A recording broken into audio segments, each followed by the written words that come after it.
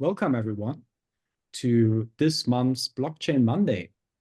Today we have a very interesting guest, but before I introduce him, I want to quickly talk a little bit about Aachen Blockchain Club. We are the hosts of today, and we are actually a student initiative at the RWTH in Aachen. So we are from students, for students. So without further ado, I want to introduce our guest speaker for today. I'm very happy that we have Christoph Jentzsch today with us. He is the current CEO and co-founder of Tokenize.it. And before Christoph founded Tokenize.it, he was actually a former developer of Ethereum and also co-founder of slock.it, if I pronounce that correctly. So I'm very happy to hand the stage to you, Christoph, to hold your short presentation, followed by a discussion. Please go ahead. Yes, we see your screen. Perfect. Okay, great. So for the interruption. So I want to first take you a little bit through a journey, because tokenizing ownership in the GmbH, we didn't just start there. It actually, if you can say it's a 10 years journey, how we got here. So everything begins with digital ownership, Bitcoin. So I got interested and active in the Bitcoin space in 2013. I was doing my PhD in theoretical physics for studying topics such as self-organization. So when you have some local rules and get some global behavior. And Bitcoin was something like that. You only have local rules, which is the protocol, and it gives you a global behavior so that people can use Bitcoin as a permissionless currency, having real digital ownership. And so in 2013, when you wanted to create something like a token, we actually didn't use the word token back then, we just said a new currency or coin, people had to spin up their own chain, meaning creating a new blockchain ecosystem, including a new, or like using existing consensus algorithm.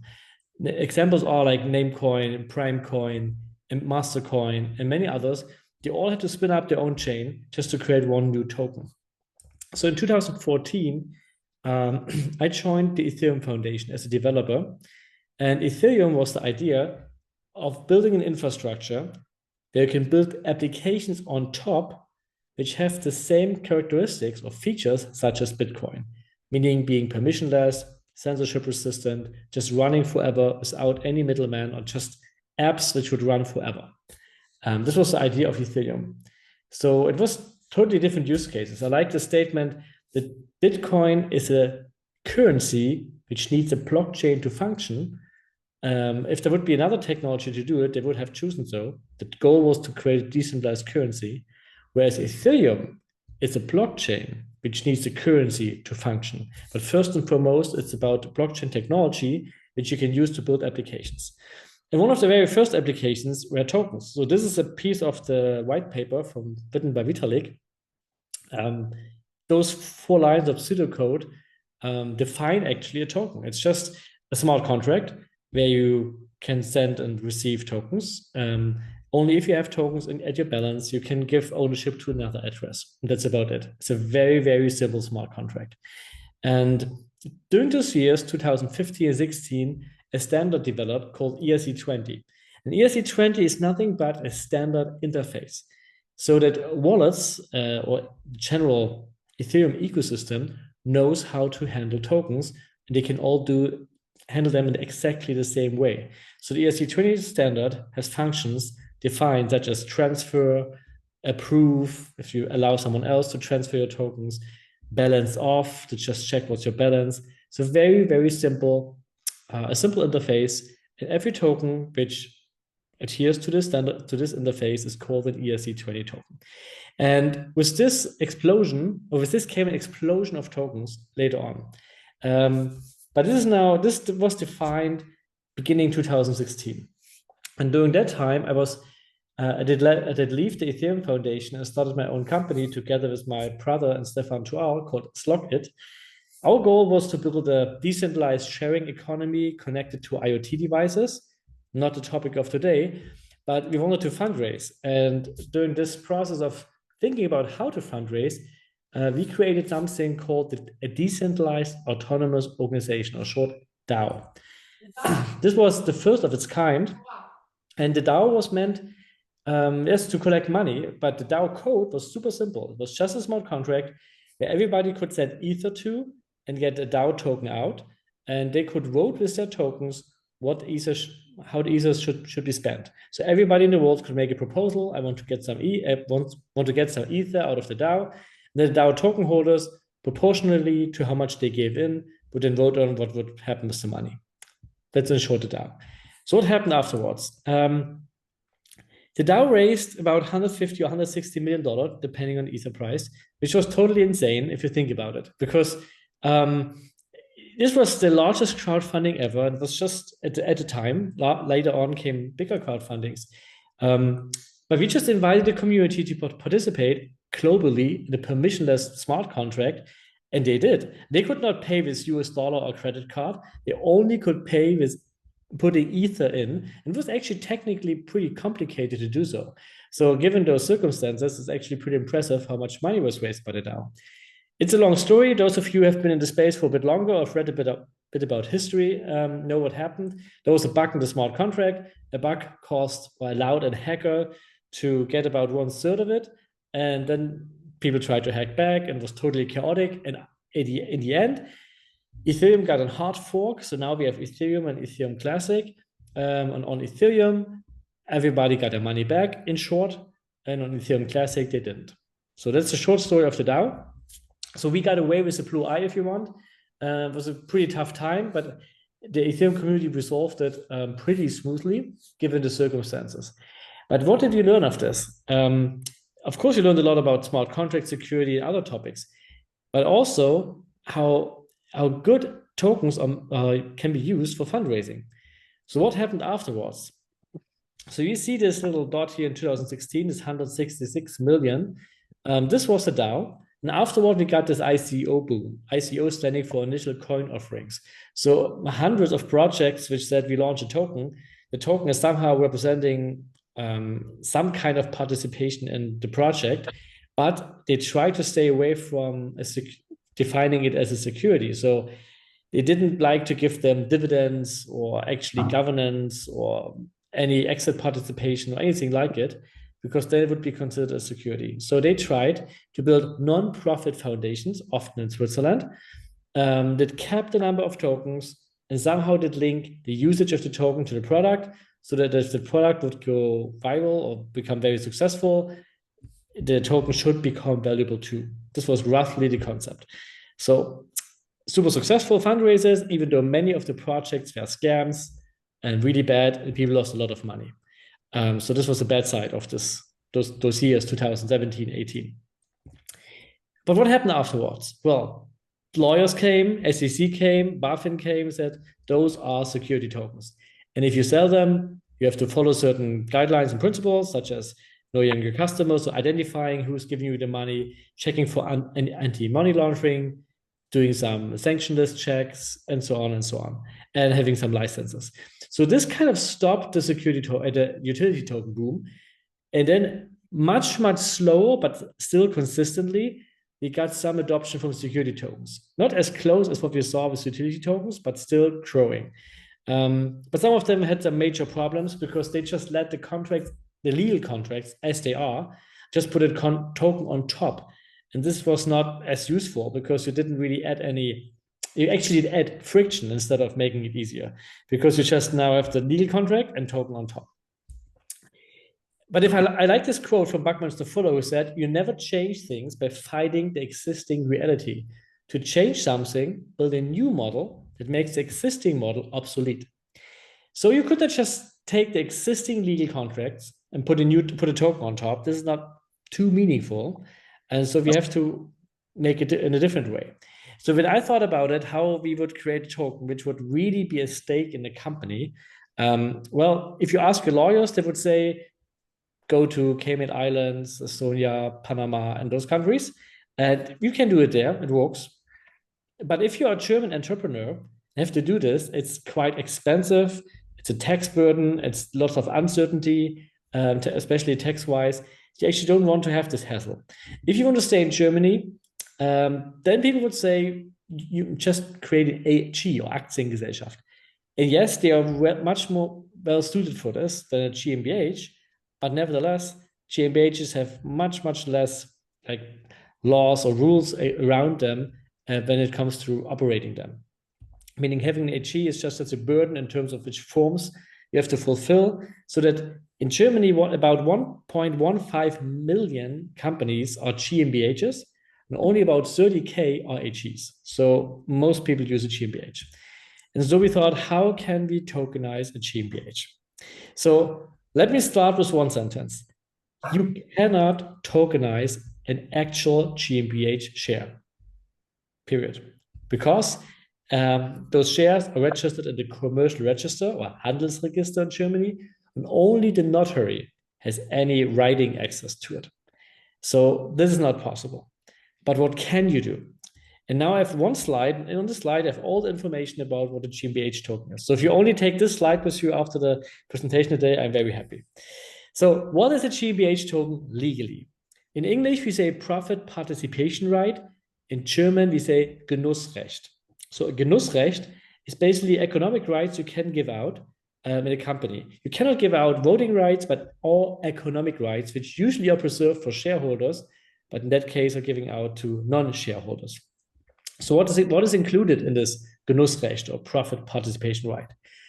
Every token holder gets dividends, exit proceeds, so if the company gets sold, liquidation proceeds, if the company gets liquidated, basic information rights, such as the annual financial report.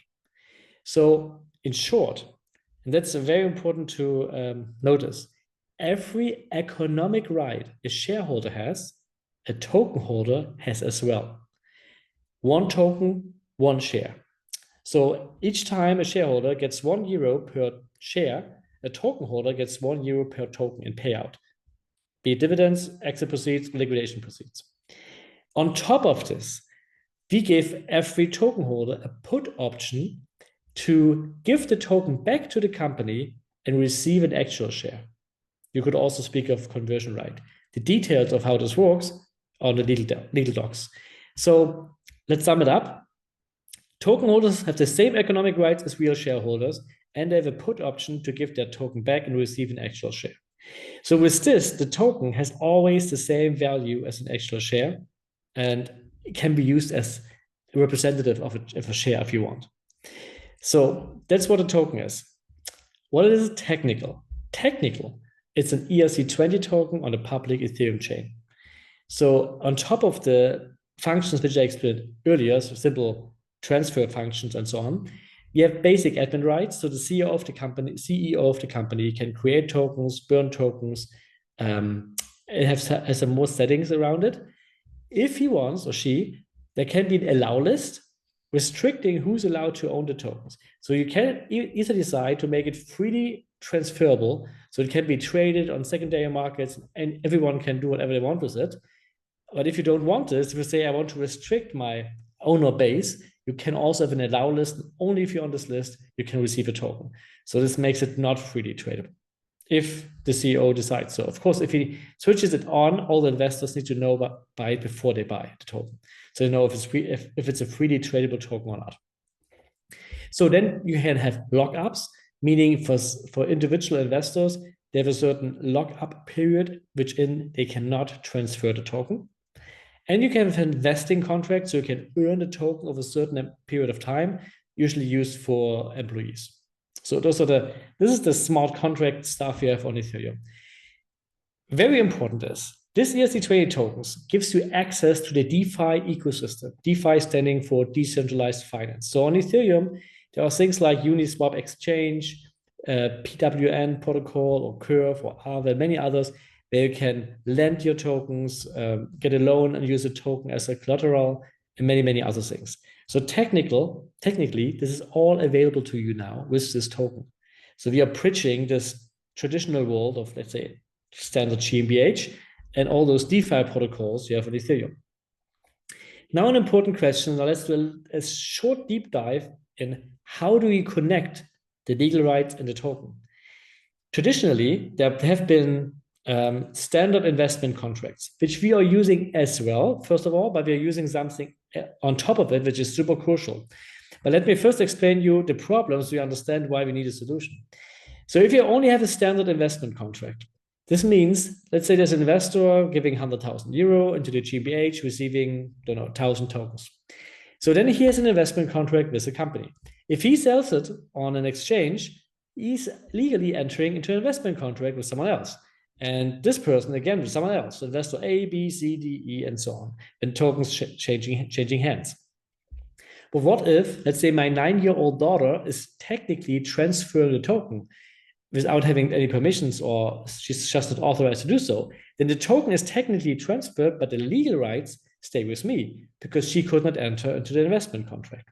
And there can be many other reasons why the legal contract can be invalid when you transfer the token. And this is now the worst case scenario. You have the token transferred, but the legal right is not transferred. And so legal right and technical token are separated. And to avoid this, on top of a standard investment contract, which is most useful only for the first emission, but not very useful when it's traded afterwards, we're using something called an Auslobung in German, or in English, the best translation I could find is public award. What is this? Well, you can make a public promise that you are rewarding a certain action.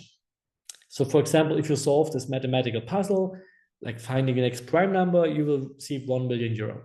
If I would make this public statement legally binding, then you could take me to court if I don't fulfill this promise, if you find an X prime number. But the interesting characteristic about this is you don't have to sign anything. I can make this promise to the public. It's like a contract between me and everybody else, and everybody can now do what I asked them to, and where I promise them a reward and get this reward. And we're using this now for the token in the following way. A GmbH is making a public announcement, or Auslobung, that for everyone who's holding the token, they will be rewarded with giving them dividends. For everybody who's sending the token back to the company, they're rewarded with the put option, receiving actual shares or exit proceeds, and so on. So all those legal rights, you can get them simply based on an action which you can only do if you own the token. With this, you can say, I don't care about the investment contract. I can also just refer to this Auslobung, a public award, do this trivial action, which a token holder can simply do, and based on this, getting my legal right. So with this, you don't need to prove a chain of investment contracts. If they're all legally valid, it doesn't matter. You always have this right. So it's a very, very important innovation. So with this Auslobung, we have this legal right, which gives the token holder all economic rights as a shareholder, plus the put option to receive actual shares, strongly tied to technical token, this ERC20 token in Ethereum. And this is actually a real innovation. The connection and the whole legal framework here. The technical framework is it's not rocket science. I mean, we have doing ERC20 token now since almost 10 years. So we can handle this. But the legal part was, I think, maybe the most expensive part in building all of this, and where we had really, really good expert lawyers on board. So this is a GmbH token. So what does it allow you to do? So you can do continuous fundraising. So having continuously letting some people invest in your company, issuing tokens.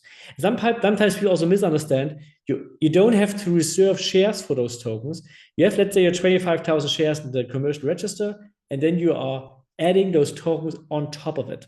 It's like a virtual cap table, or a virtual extension of your cap table if you want. So, but you can continuously fundraise.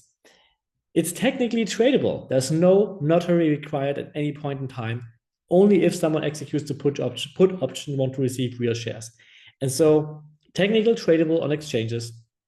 I like to call it programmable equity. I mean, it's not real equity, as I explained, but that's like Ether was programmable money, and this is something like programmable equity. It's fast, flexible, you have a digital process. So you can do things like if this, then that, meaning if a user logs into my platform, uses my product, I'm rewarding him with 0.1 token. And if he recommends my product, and because of him, I'm getting a new user, I can give him 0.02 token, whatever. So you can program the token to do certain things and reward people based on certain actions. So this is not possible with normal shares. So, but this is now possible. And there's a whole lot of applications which now become possible, which were not possible before. You have one asset for all stakeholders. And this is a huge difference to standard GmbH. If you have a normal GmbH, you have your shareholders, you have an investor who has a convertible note or Wandeldarlehen in German. You might have some employees who have a VSOP, and they all have a stake in your company, but they have a different asset. And with this token, they all get the same asset. So like one ring to unite them all. You have one asset to unite all your stakeholders. Families, friends, business angels, VCs, community, customers, they all can be stakeholders in your company. You can now reward all of them with a token. Let's have one slide about regulation, because people often say, is this allowed in Germany? Is this illegal? And what tokens are like in the gray area? They are not. Like what I just explained, this profit participation right or Genussrecht is nothing new. It's not new legal stuff. It's absolutely legal. There's no question about it. So now the question is only about, are you allowed to publicly offer it? And so the answer is yes, but. So it depends. So meaning, in Germany, technically, when you make any financial offer, you have to have a prospectus or prospect. And this is usually very expensive and takes a lot of time. But there are a list of exceptions, and we are using 2 of them. Exception number 1, if you only make the offer to less than 150 investors, that's fine. Then you don't need a prospect. This is usually your family and friends round, business angel, VCs, and so on. It's not a public offer, it's a private offer. On our platform, Tokenize.it, you can create personalized links for individual investors. They include all the terms and payment details, expiration date, and so on, which they can open and execute the offer. So we have now closed over 100 private offers on the platform. We as Tokenize.it, I think we have closed 27 over the last year. That's what I mean with continuous fundraising. You just meet someone, they want to invest, you send them a link, they can send you the money, done. So it's super easy. And they don't even need to own crypto or pay with crypto. They can do a standard SEPA transaction. So we use Monerium as a stablecoin provider, which is connected to the SEPA network, works very smoothly. So this is your private round. But you can also do a public round, which is more similar to an ICO. In Germany, you can raise up to 8 million euros per year using a so-called Basisinformationsblatt, BIP, or English Key Information Sheet, which is a 3-page document which we have prepared for you, which you only need to adapt to your circumstances, which is basically risk disclosure. It usually says how risky the investment is, what exactly it is, what the investor is getting, some information you're requested by law to make public. It's not a big deal. I mean, it's a 3-pager. We have prepared it for you. It's simple. So plus you need someone with a broker license, and we are acting under a liability umbrella under and offering this for you to stay compliant. So you cannot do this on your own. You have to have a partner with a broker license. So with us, then you can, once you're registered with us, let everyone invest in your company with an Invest Now button on your website or publishing it on social media with all the terms. It's completely legal if you're staying within this 8 million per year, and they have to go through our KYC process, anti-money laundering process, and so on. So we make sure it's regulatory compliant. So those are the main exceptions. So now let's summarize all of this. What can you do now with this GmbH tokens and following the existing regulation? So I explained 3 products. First, private offer. So create an offer and invite your investors in minutes, personalized, up to 149 invites without a prospect, predefined terms such as price per token, amount of tokens, and so on, expiration date, and so on. Ideal for business angels, friends, family, as well as VCs.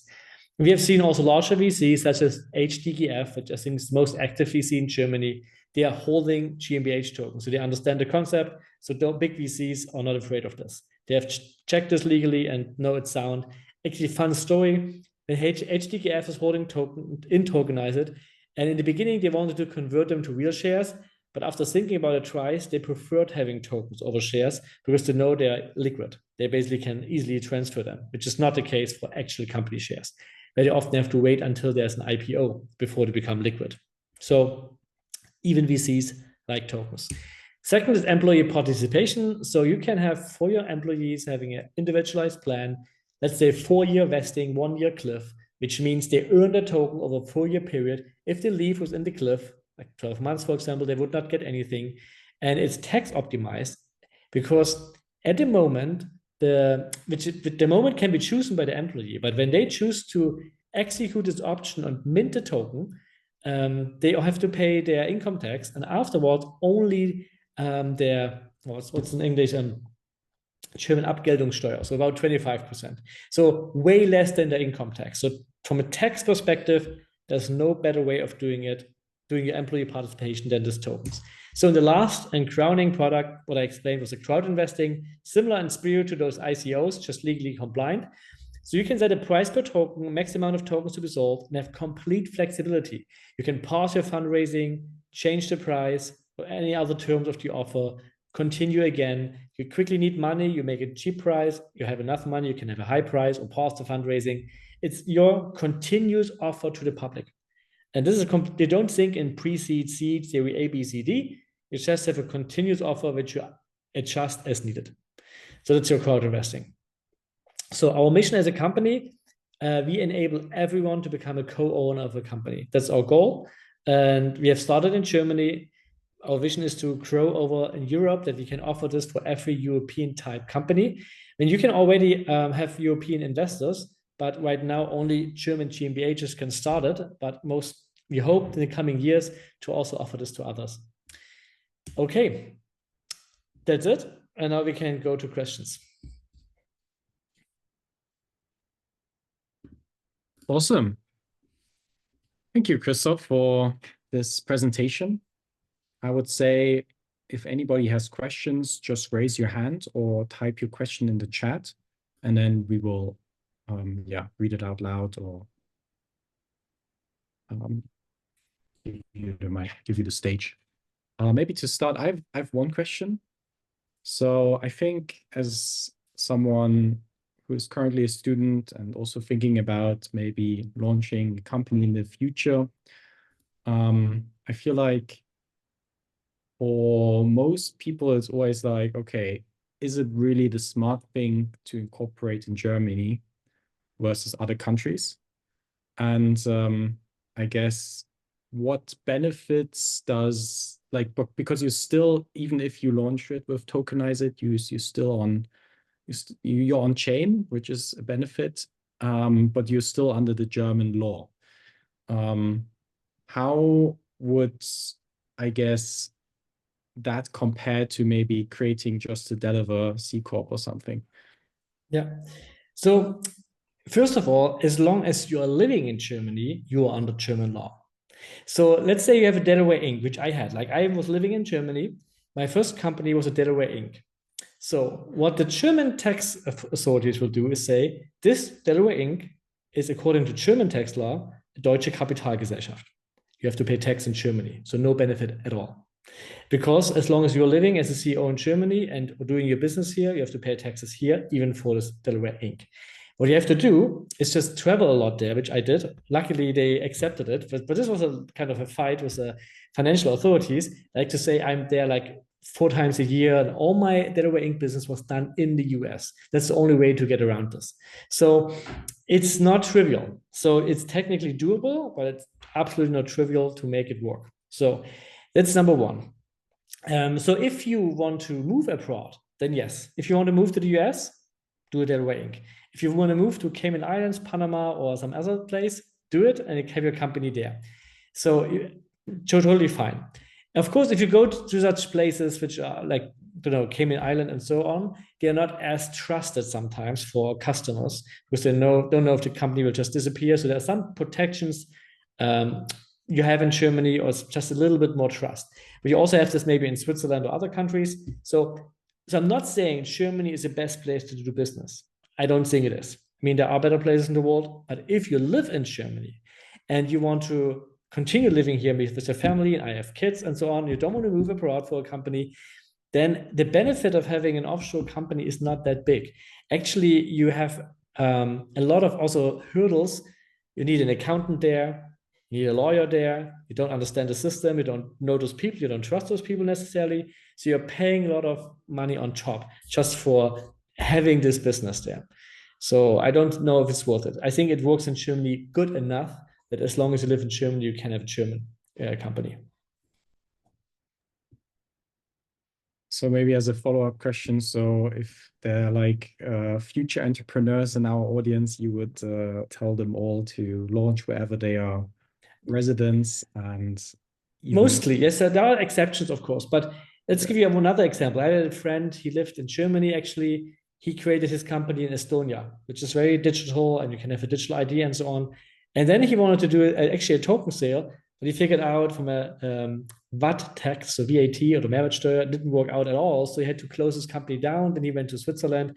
But for Switzerland, you had to move there because they don't accept you to just start a company there and living in Germany. So they had to move to Switzerland. So yes, and for what he did, Switzerland was right. So if you do, in short, if you do a utility token sale, Switzerland is just fine. But if you do a security token sale, Germany is as fine as well. So that's roughly how you can sum it up. Okay, good to know. Thanks for that. Okay, we have one question in the chat. He wants to know, is it right that then you don't have to pay any notary fees if you launch with Tokenize.it? Correct, but no notary fees for your investments. So we are not creating a GmbH for you. So you actually can also have a UG, which is like a GmbH, just with no Stammkapital, so with just €1, so it's way cheaper to start. So as a student, you might want to start with a UG. Because a GmbH, you need €25,000, which most of you most likely don't have yet. So, but in the beginning, when you're doing UG, you can start with €1. So there you have to go to notary to create your company. But then if you fundraise over Tokenize.it, there you don't have to pay any notary fees. That's how it works. So for creating the company without us, yes, but fundraising with us, no notary fees.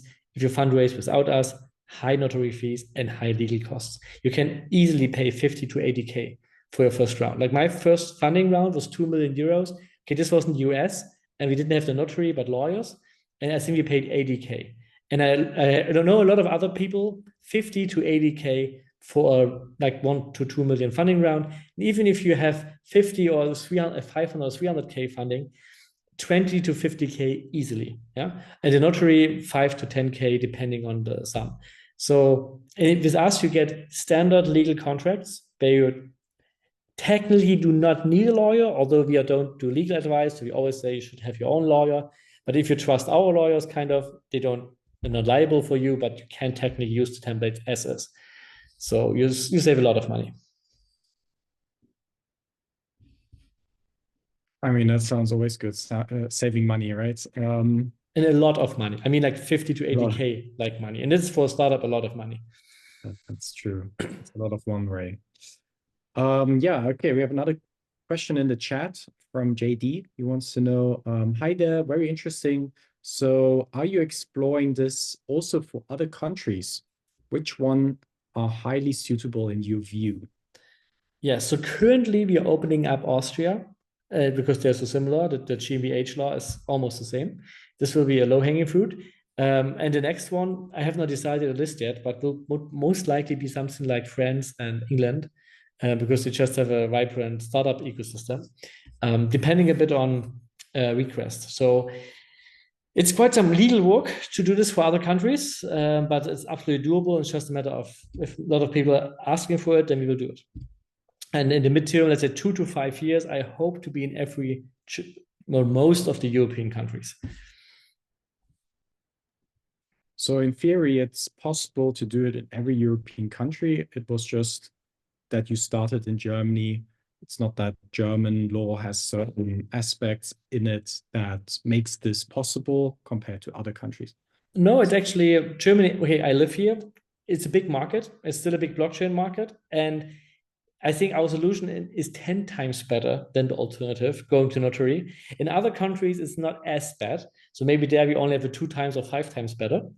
But still, we talked to some lawyers and they all confirmed that you can do something similar in each of those countries. It's maybe not exactly the same, and you have to do some checks with tax lawyers and so on for details, but in essence, you can do it.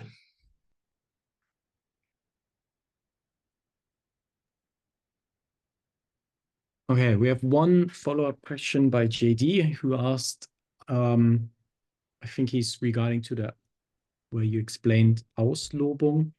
He says, Auslobung sounds like a public statement or so. per either social media, company website, or certain newspapers.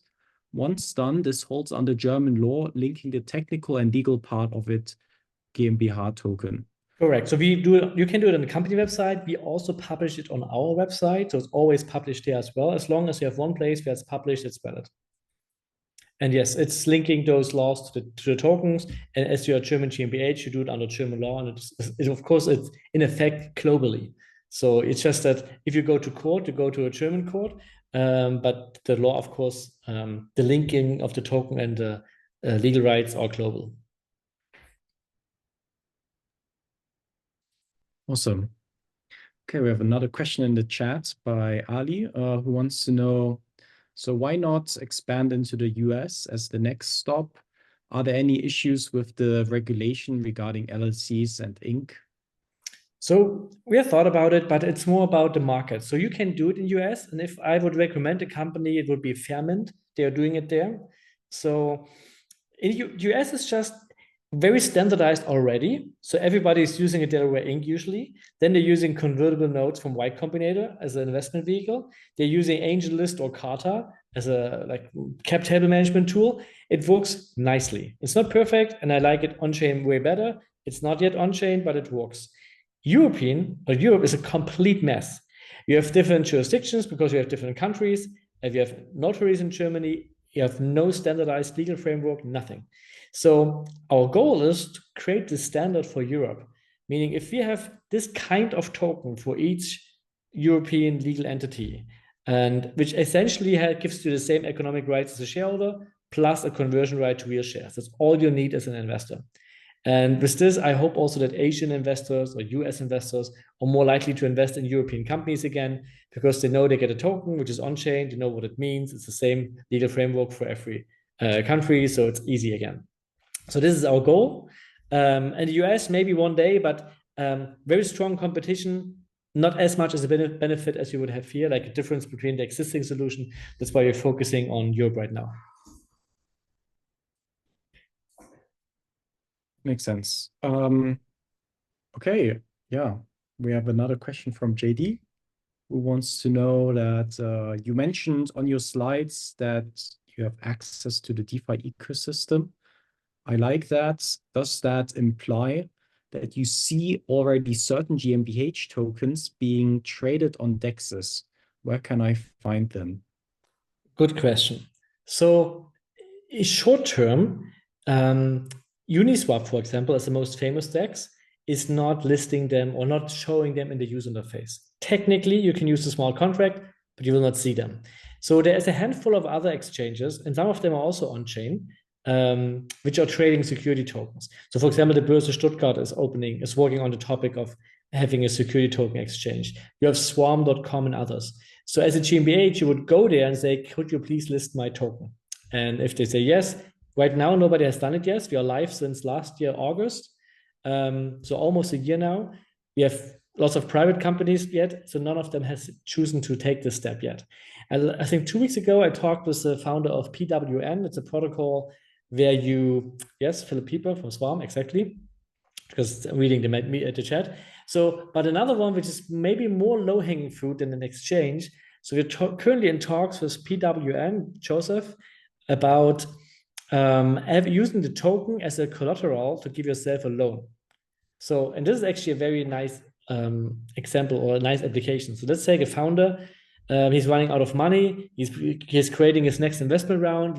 Getting good traction. He knows maybe in 3 months or 4 months, I'm closing this round with 2 million euros, but I need like 500K to get there because I'm running out of money.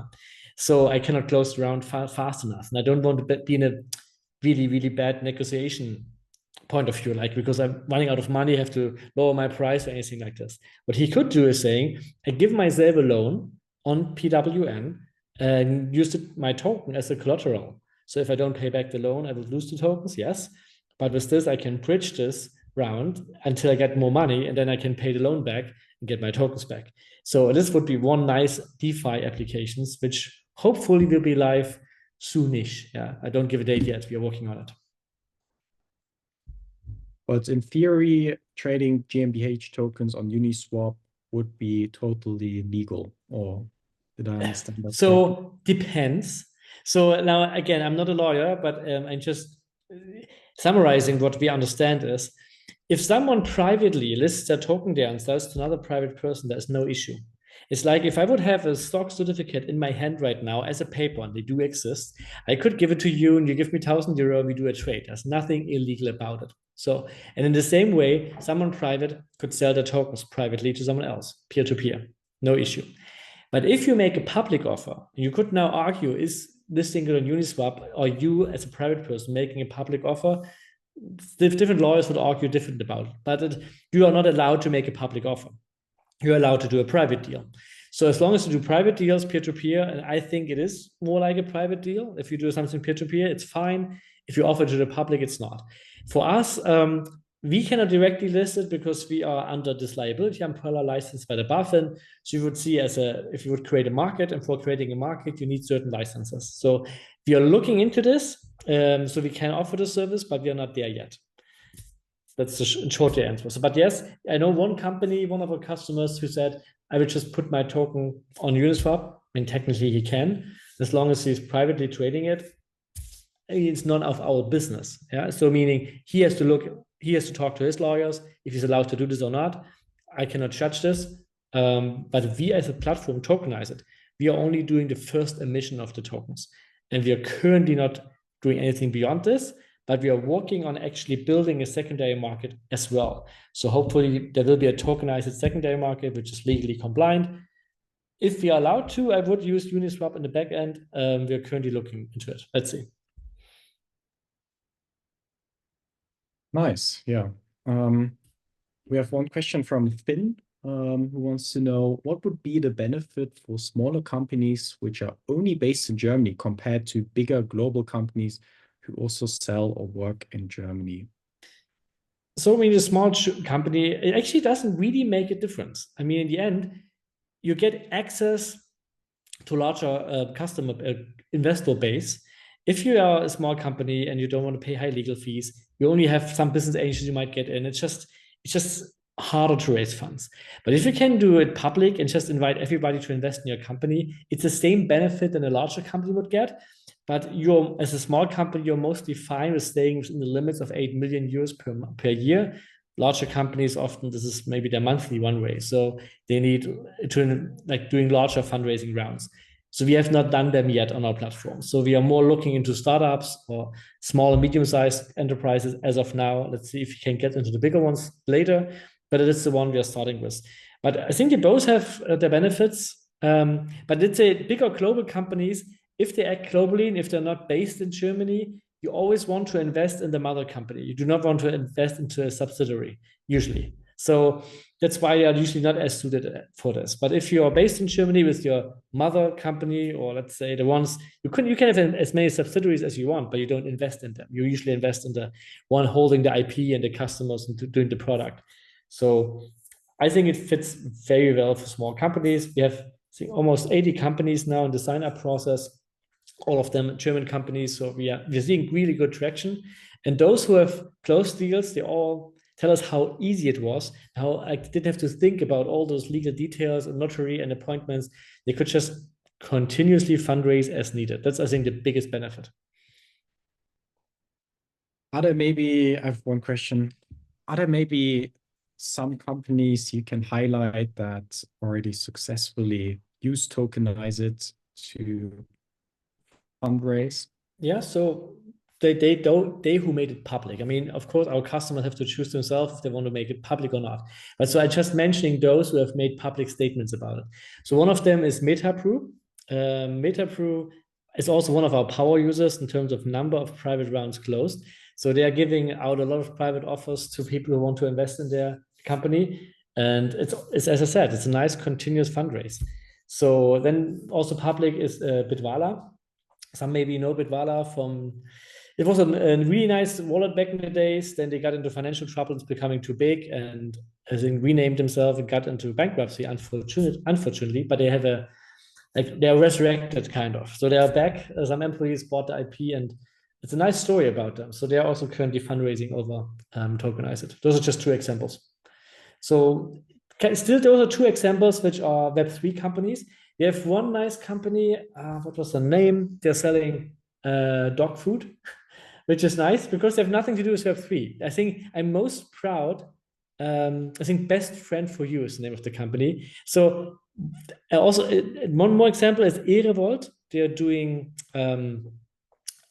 making electric cars out of normal cars, which are like gasoline cars. They're just transforming them. What I like most about those two companies is they have nothing to do with crypto. They're no Web3 companies, and they are investigating the market and find our solution to be the best, the cheapest, the quickest. It's a digital solution. So I think with this, we're bringing Web3 applications into mainstream. So I think about half of our customers are not Web3 companies. And I like this. So we're not, because most companies out there in the Web3 space just building for themselves, for their own community. Just basically infrastructure plays.